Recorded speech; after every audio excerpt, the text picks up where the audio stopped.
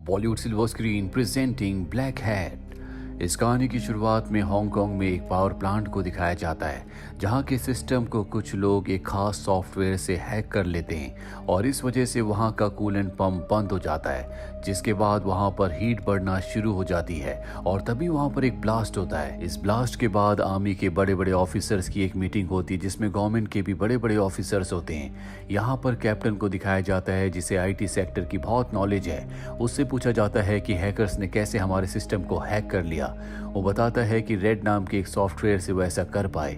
हमारे सभी सिस्टम बहुत ज्यादा पुराने थे, इस वजह से हैकर्स को आसानी से उनका एक्सेस मिल गया। अगर हम हैकर्स को पकड़ना चाहते हैं तो हमें भी रेड सॉफ्टवेयर का इस्तेमाल करना होगा, लेकिन हमें इसके लिए उस जगह से जहां पर पावर प्लांट है, जहां पर ब्लास्ट हुआ है, वहां की हार्ड डिस्क चाहिए होगी जिससे हमें रेड सॉफ्टवेयर का उनका कोड मिल जाएगा। लेकिन इस वक्त हम वहां पर नहीं जा सकते क्योंकि ब्लास्ट के बाद उस जगह का तापमान बहुत ज्यादा बढ़ चुका है। अब इस केस में एफबीआई भी इनकी मदद करती है, जिसके बाद वो कैप्टन को कुछ कोड्स भेजती है और वो कोड लेकर वो अपनी बहन के पास जाता है और कहता है कि एफबीआई ने मुझे कुछ कोड्स भेजे थे जिन्हें डिकोड करने के बाद मुझे पता चला कि हैकर्स का जो ग्रुप है उनका नाम है ब्लैक हैट और ये बहुत खतरनाक लोग हैं। अगर जल्दी इन्हें नहीं पकड़ा गया तो ये दुनिया में तबाही ला सकते हैं। इसके लिए मुझे किसी ऐसे इंसान की जरूरत है जिसे कंप्यूटर की सॉफ्टवेयर की बहुत ही साउंड नॉलेज हो, साथ ही जिस पर मैं भरोसा कर सकूं, और तुम्हारे अलावा मेरे पास ऐसा कोई भी इंसान नहीं है। उसकी बहन उसका साथ देने के लिए तैयार हो जाती है। साथ ही यहाँ पर ब्लैक हैट ने, यानी कि उस ग्रुप ने जो हैकर्स का है, उन्होंने शेयर मार्केट में भी बहुत छेड़छाड़ की होती है और अब कैप्टन एफबीआई के पास जाता और उनसे कहता है कि मुझे निकोलस की जरूरत है। निकोलस का नाम सुनते ही वो लोग उसे अजीब नजरों से देखते हैं और कहते हैं कि निकोलस को छोड़ा नहीं जा सकता, इस वक्त वो जेल में है। उसने कई बैंक्स के कंप्यूटर को, सिस्टम को, सॉफ्टवेयर को हैक करके उन्हें लूटा है, इसीलिए उसे छोड़ना इतना आसान नहीं होगा। कैप्टन बताता है कि जब मैं एमआईटी में था तो उसने मेरे साथ मिलकर एक बुक लिखी थी जिस बुक में ज्यादा इनपुट निकोलस का ही था और उसी बुक को पढ़ने के बाद हैकर्स ने ये सारे काम किए हैं। अगर हमें उन हैकर्स को, यानी कि ब्लैक हैट को पकड़ना है तो हमें किसी ऐसे इंसान की जरूरत है जो उनसे भी तेज हो और निकोलस ही ऐसा इंसान है। और अब निकोलस को छोड़ दिया जाता है, जिसके बाद ये सब के सब उस सिस्टम के पास जाते हैं जिसे हैकर्स ने हैक किया था और अब निकोलस उसे चेक करता है। चेक करने पर उसे एक फाइल मिलती है जिसे वो रेड सॉफ्टवेयर की मदद से खोलता है और अब वो यहाँ के स्टाफ से पूछता है क्या कोई कंप्यूटर, कोई सिस्टम खुला रह गया था। वो कहता है कि नहीं। इसके बाद निकोलस पूछता है क्या किसी ने यहाँ पर हाल ही में जॉब छोड़ा है। उसे बताया जाता है कि यहाँ पर एक एम्प्लॉय ने एक ही महीना काम किया था, उसके बाद उसने जॉब छोड़ दिया और अब निकोलस अपने साथियों के साथ उसके घर पहुंच जाता है। लेकिन जब वहां पहुंचते तो इन्हें पता चलता है कि उसकी मृत्यु हो चुकी है। ये उसके कंप्यूटर को चेक करते हैं जिससे इन्हें पता चलता है कि ये किसी अनजान आदमी से ऑनलाइन बात किया करता था और ये वही हैकर है जिसने न्यूक्लियर पावर प्लांट के सिस्टम को हैक किया था, जिसका नाम ब्लैक हैट है। इन्हें सिस्टम से, यानी कि उनकी चैट से पता चलता है कि ये आदमी जिसकी मृत्यु हो चुकी है ये उस आदमी से मिलने वाला था, लेकिन इससे पहले उसकी मृत्यु हो गई। निकोलस उसी के सिस्टम से उस हैकर को मैसेज करता और कहता है कि मैं तुमसे मिलना चाहता हूँ। हैकर उससे मिलने के लिए तैयार हो जाता और उसे एक रेस्टोरेंट में मिलने के लिए बुलाता है। हालांकि निकोलस को जेल से तो छोड़ दिया गया है लेकिन उसे आजाद नहीं किया गया। उसके एंकल में एक ब्रेसलेट लगाया गया है जिससे उसको मॉनिटर किया जा सकता है कि वो कब, कहाँ और किस जगह पर है और उसे मॉनिटर करने के लिए एक मार्शल हमेशा उसे मॉनिटर करता रहता है। साथ ही निकोलस ने ये भी शर्त रखी होती है कि अगर उसने इस केस में एफबीआई की, गवर्नमेंट की हेल्प की और उस हैकर को ढूंढ निकाला तो उसे आजाद कर दिया जाएगा। अब निकोलस और उसके साथी शेयर मार्केट पर भी नजर डालते हैं और उन शेयर्स को चेक करते हैं जिन्हें मैनिपुलेट किया गया था और उन लोगों का पता लगाते हैं जिन्हें इनसे बहुत ज्यादा फायदा हुआ था। ऐसे 3 लोग थे और इन तीनों लोगों ने एक अकाउंट से पैसे निकाले थे। फिलहाल ये उस जगह, उस रेस्टोरेंट में जाना चाहते हैं जहां पर हैकर इनसे मिलने वाला है, इसीलिए निकोलस कैप्टन की बहन के साथ वहां पहुंच जाता है। लेकिन बहुत देर तक भी जब कोई नहीं आता तो ये दोनों के दोनों अंदर जाते हैं जहां पर एक कंप्यूटर सिस्टम होता है जिसके कैम से इनके ऊपर नजर रखी जा रही होती है और अब उसी सिस्टम से निकोलस उस हैकर से बात करता है। हैकर निकोलस को मैसेज करता है, हु आर यू। वो बताता है कि मेरा नाम घोस्ट मैन है। इस बात से उस हैकर को गुस्सा आ जाता है और वो लिखता है कि बहुत जल्दी तुम्हारी मौत होने वाली है। और अब निकोलस जानता है कि उसकी और कैप्टन की बहन की जान खतरे में है, इसीलिए यहाँ से निकलना चाहता है, पर कुछ लोग इनके ऊपर हमला कर देते हैं। निकोलस उनका सामना करता है और किसी तरह से कैप्टन की बहन को लेकर यहाँ से निकल जाता है। इसके बाद वो कैप्टन को कॉल करता है और बताता है कि पूरा का पूरा एक ट्रैप था। उन लोगों को पता था कि हम उनका पीछा कर रहे हैं, इसीलिए उन्होंने हमें यहाँ पर बुलाया था और और अब कैप्टन की बहन जो कि अब निकोलस को पसंद करती, वो कहती कि हमें हांगकांग जाना चाहिए क्योंकि हैकर्स ने वहीं पर सबसे पहले न्यूक्लियर पावर प्लांट को हैक किया था। ये दोनों के दोनों हांगकांग आ जाते हैं जहाँ पर ये कुछ लोगों से मिलते हैं। वो बताते हैं कि पावर प्लांट अब भी बहुत गर्म है, हम उसे ठंडा करने के लिए समंदर का पानी इस्तेमाल करना चाहते हैं, लेकिन जिस रूम में निकोलस और कैप्टन की बहन को जाना है वो रूम अब भी बहुत ज्यादा गर्म होता है। वहां जाने के लिए इन्हें बहुत इंतजार करना होगा क्योंकि उसी रूम में हार्ड डिस्क है जिससे इन्हें पता लग सकता है कि उस सिस्टम को किसने हैक किया था। अब इन्हें FBI का कॉल आता है और जब ये FBI के पास जाते हैं तो वहां पर एक हैकर होता है जिसे FBI ने पकड़ा होता है, जो उन 3 लोगों के बारे में जानता है जिन 3 लोगों ने शेयर मार्केट से उस दिन सबसे ज्यादा पैसे कमाए थे, जिस दिन हैकर ने पूरी मार्केट को मैनिपुलेट किया था।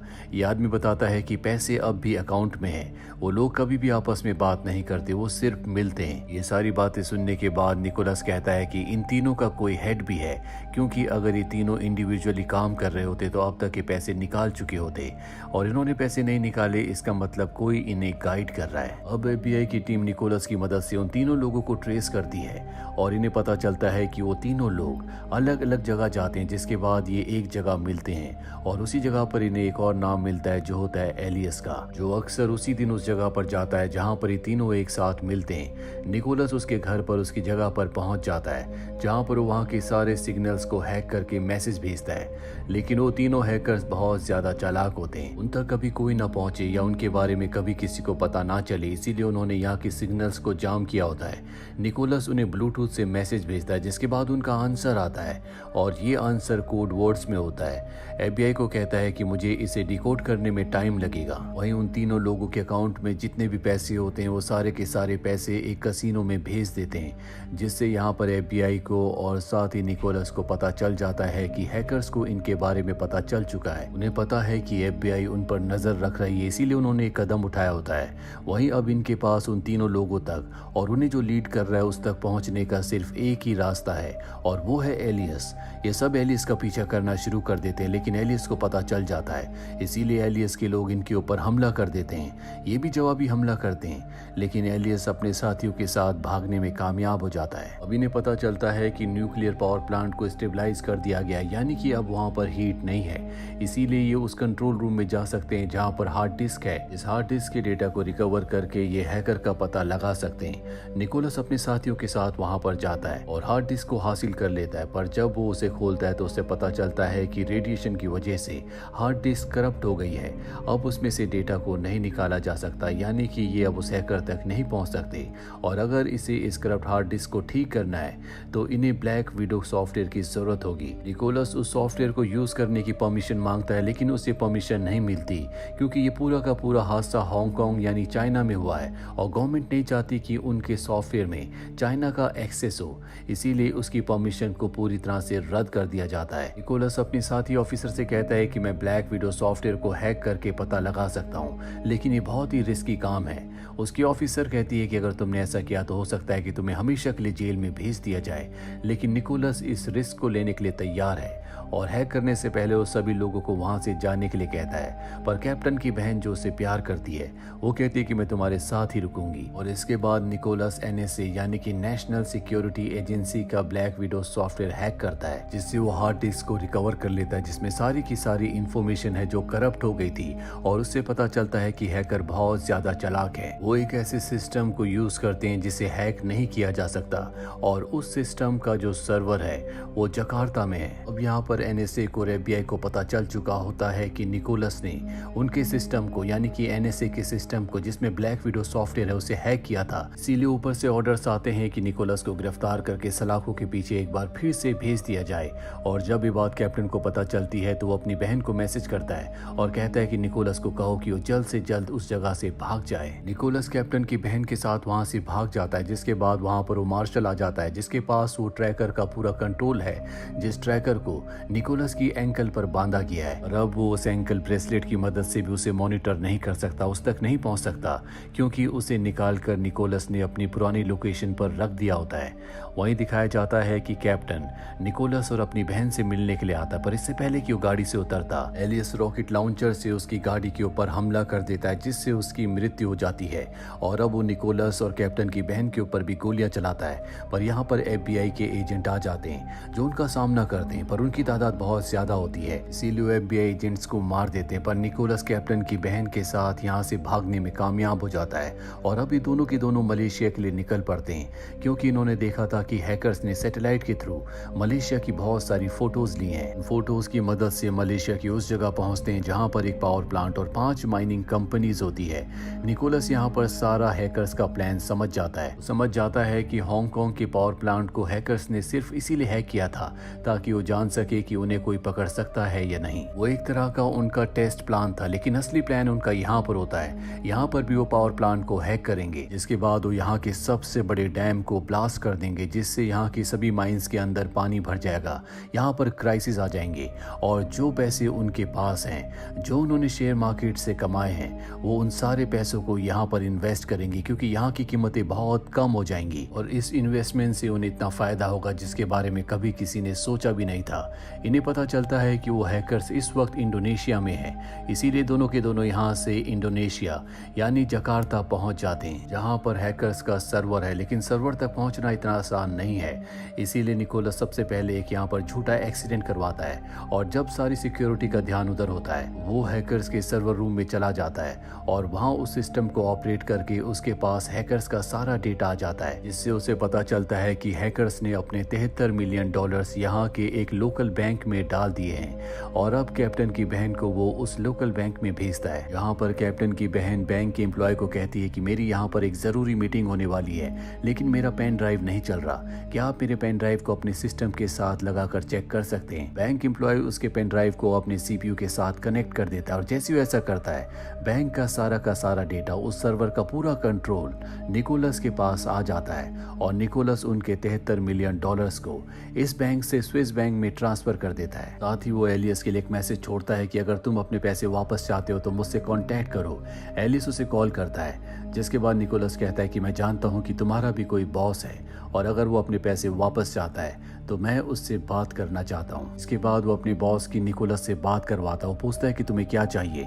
निकोलस बताता है कि आगे का जो तुम्हारा प्रोजेक्ट है उसमें मुझे एक हिस्सा चाहिए। बॉस कहता है ठीक है, मैं तुम्हें हिस्सा देने के लिए तैयार हूँ, लेकिन सबसे पहले मैं तुमसे मिलना चाहता हूँ। निकोलस उससे मिलने के लिए तैयार हो जाता है और निकोलस को अच्छी तरह से पता है कि वो हिस्सा नहीं देंगे बल्कि वो उसे डबल क्रॉस करेंगे, इसीलिए वो पूरी तैयारी के साथ वहां पर जाता है जहां पर इलियास उसे गन पॉइंट पर ले लेता है। इलियास ने कैप्टन को मारा है, जो कि उसका बहुत अच्छा दोस्त था, जो उसके साथ कॉलेज में पढ़ता था, इसीलिए उसकी मौत का बदला लेने के लिए वो इलियास को मार देता है। जिसके बाद निकोलस पर कई गोलियां चलाई जाती है, उस पर कई गोलियां लग भी जाती है, लेकिन उसने बुलेट प्रूफ कवच पहना था।